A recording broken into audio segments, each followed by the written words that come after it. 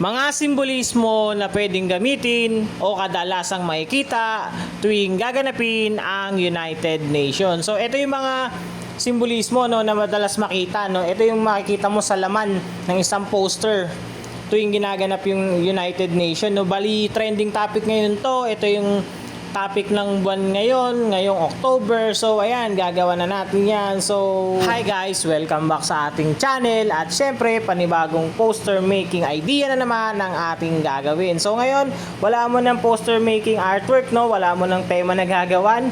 Bali, ang gagawin natin ngayon ay mga simbolismo na kadalasang makikita tuwing ginaganap yung United Nation United Nation Month. So yan, yung celebration ng United Nation. So ayan, pagkakaisa-isa ng mga bansa kung paano sila nagkakaugnay-ugnay Bali, ayan, marami kasi nagtatanong ano ba yung mga pwedeng makita, ano ba yung pwedeng gamitin kasi daw wala silang idea, blanco. Syempre, nung nakaraang taon may ginawa tayong poster making about sa sa United Nation, pero syempre last year na yon at syempre yung iba nga hindi aware dun sa mga simbolismo na pwedeng gamitin, wala silang idea. So ayan, ito gagawin ko lang. Ito lang yung mga kadalasan ko nakikita Bali, parang ito lang yung parang madalas mong makikita, tapos yung hinahanap ng judge Pero depende pa rin yan sa tema. Depende pa rin sa tema yan kung ano yung simbolismo na kailangan makita ng judge. Kasi may mga ganun may mga ganung poster making na kapag yung tema may hinahanap yung judge na kailangan nilang makita. Tapos yun, may tendency na manalo kahit sabihin mong hindi ganong kaayos-ayos yung gawa niya. Basta nandun yung tema na o kaya yung simbolismo kailangan niya makita, may chance na manalo So ito, sa mga nagtatanong ng mga simbolismo, ito yung mga hirap gumawa. Bali ganito lang siya, guys. Ito yung sa una kadalasan makikita niyo yung tao na may salakot o yung iba't ibang tao, iba't ibang kulturang kultura yan, ganyan, pananamit, kasuotan. So dito representante ko yung Pilipino So ayan, yung taong may salakot, syempre normal yan. Tapos yan, yung meron para siyang panyo sa sa leeg, ayan, ganyan. 'Di ba? Kapag Pinoy kasi ang simbolismo niya is Juan de la Cruz, So yan, taong may salakot. So yan, ayan yung pwede mong gamitin simbolismo, Susunod, syempre yung mga flags. Pwede kayong maglagay ng mga flags, yung mga binded flags yan, magkakadugtong. Ayan, 'di ba? Kadalasan makikita yan, yung iba't ibang flag ng bansa.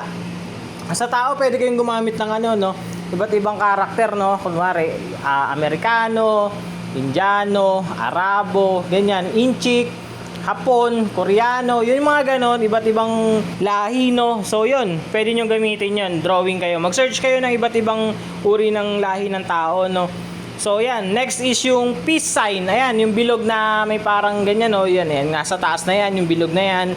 Yung peace sign or world peace sign, yan, pwede mong gamitin yan. Madalas din makikita yan, syempre tumutukoy nga sa pagkakaisa-isa ng bansa. Yan, kadalasan yan yung ginagamit. Susunod, syempre hindi mawawala yung natin, yung agila o yung ibon. Pwede rin yung dove, ganyan. Yan, kapayapaan, di ba tumutukoy yan sa kapayapaan, kalinisan, malinis na hangarin, malinis na budhi. Ayan, pwedeng gamitin yung simbolismo na yan, Tapos syempre hindi mawawala yung kamay na kamay na magka-shake hands. Ayan, syempre tumutukoy sa ugnayan ng mga tao, yan, sa bansa, pagkakaisa nila, kapitbisig nila. Yun, tumutukoy din yan sa pagkakasundo sa mithiin nila na magtagumpay o kaya success. Ayan, pwede yung ganyan, Pwede yan gawin nyo magkaibang kulay. Mamaya pakikita ko sa process natin ng pagkukulay, Tapos syempre hindi mawawala yung globo. Syempre all around yan Pangkalahatan yan. Syempre tumutukoy nga sa iba't ibang lahi, di ba? Sa iba't ibang bansa. So yan, pwede nyo gamitin yan, yung globo. Tapos susunod yun yung dahon na yan, minsan pwede rin gamitin yan Kasi syempre di ba, yung parang creations o yung pagbuo. Ayan, ganyan. Yung dahon, yung ganyang dahon Pwede pa nga yun yung parang salubungan sila na dahon Yan, pwede gamitin yan. Syempre, yung ganitong tao, yung magkakadugtong-dugtong, kadalasan makikita yan, yung mga ganyan tao, madalas siya makikita sa minsan nga ginagawa nila, nakapalibot pa yan sa isang globo, yung ganyang tao, ayan, yung tatlong tao na nakikita nyo, Ayan, syempre, hindi mawawala yung sulo. Syempre, hindi mawawala yung sulo, tumutukoy yan sa success, di ba? Sa tagumpay, yung maghiin nila, yung layunin nila, yung goal nila. Ayan, sa pagbabago, ayan, yung sulo na yan, pwedeng simbolismo yan, yung torch. So, ayan, yung mga kadalasan makikita nyo sa poster making. So, sa pagkukulay, yan lang. Bali, ito lang yung pwede kong gamitin pagkukulay, no? Ito yung madalas kong ginagamit na pagkukulay. Sa mga nagtatanong pala ng pastel natin, sige, gagawa natin ng video yan, no?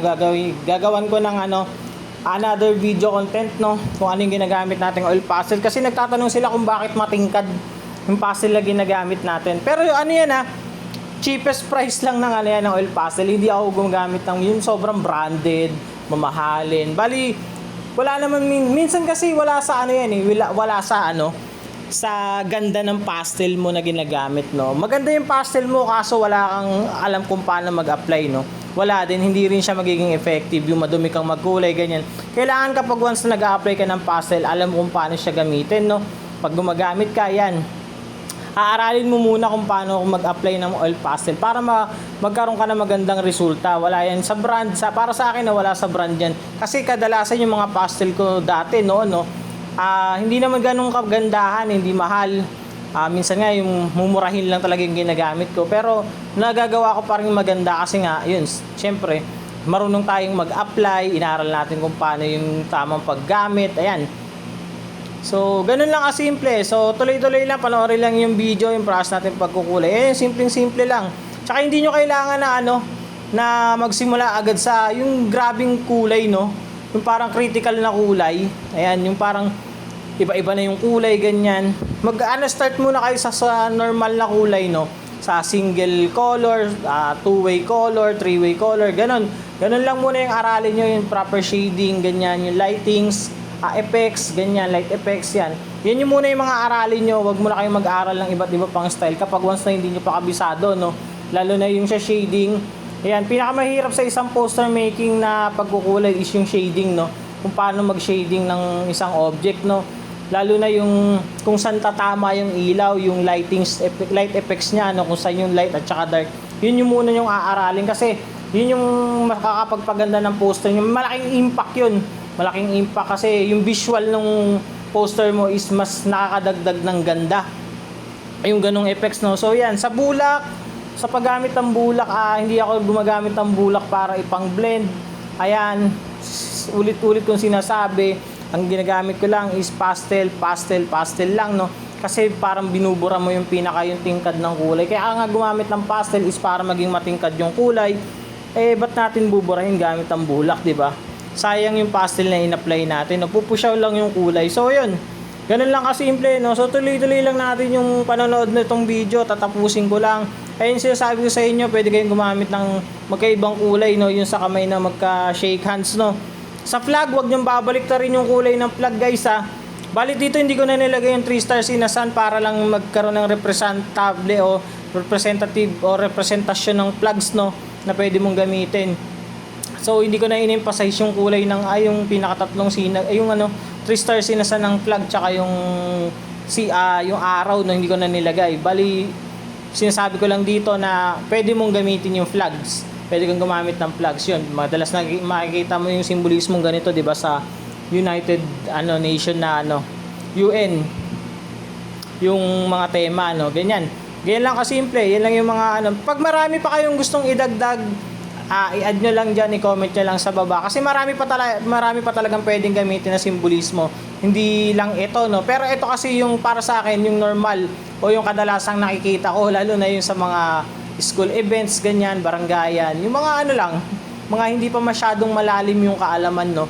About sa mga simbolismo. Siyempre, gusto ko nga magbigay ng idea na madadali.